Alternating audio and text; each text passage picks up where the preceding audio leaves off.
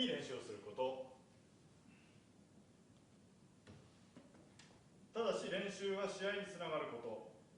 これバレーボールの世界とっても多いんです。試合につながらない練習するチーム。先ほどフリーフィールも話しましたけれども、これが極端にありました。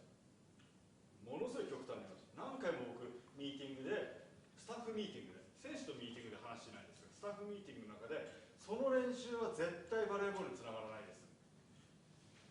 具体的に言うと、平井さん1週間に1回10キロ必ず走らせてくれる選手、こんなに2メーター近い大男ですよが20人ぐらいいて、必ず週1回走らせてくれる。いや1時間10キロ走ったり1時間やって、しかもその日も俺もうクタクタになるじゃないですか。それがいいんだよ、クタクタにさせたいんだよ。どうしてですか。ミュンヘンの時そうやったんだよ。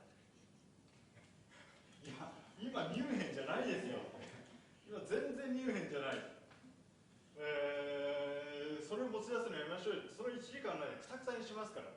バレーボールの試合で起きうる、それからその時の試合で勝つための練習をしましょうよって言ったけど通用しなかった。通用しなかった。練習につながる試合をすること、それから強いというのはパフォーマンス上がるということですから、もちろん今怪我の話をしました